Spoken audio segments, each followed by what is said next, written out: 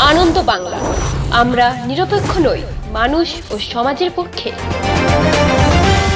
নিবেদন করছে RP club private limited এবং Leo, a large EV and solar innovation. সহ নিবেদক বারডোয়ান ইউনিটেক টেকনিক্যাল ইনস্টিটিউট, যে দেয় চাকরি ও ভবিষ্যতের গ্যারান্টি। রবিবার দুপুর 3:30টার সময় বর্ধমান দুর্গাপুর লোকসভা কেন্দ্রের তৃণমূল কংগ্রেস প্রার্থী কীর্তি আজাদের সমর্থনে বিশাল পদযাত্রা করলেন মুখ্যমন্ত্রী মমতা বন্দ্যোপাধ্যায়। রবিবার দুপুর 3:30 নাগাদ বর্ধমান স্টেশন সংলগ্ন স্পন্দন কমপ্লেক্সের মাঠে হেলিকপ্টারে নামেন। তারপর সেখান থেকে পদযাত্রা শুরু করেন পুলিশ লাইন পর্যন্ত। রবিবার মুখ্যমন্ত্রী মমতা বন্দ্যোপাধ্যায়কে দেখার জন্য রাস্তার দুই পাশে কর্মী সমর্থকরা ও সাধারণ মানুষ অধীর আগ্রহে অপেক্ষা করেন। তীব্র গরমে সাধারণ মানুষ রাস্তার দুপাশে মুখ্যমন্ত্রী মমতা বন্দ্যোপাধ্যায়কে ঘন্টার পর ঘন্টা দাঁড়িয়েছিলেন। মুখ্যমন্ত্রী যখন হাঁটা শুরু করেন তখন তাকে দেখে উল্লাসে এবং হাততালি দিয়ে এবং হাত জোর করে তাকে সম্মান প্রদর্শন করেন।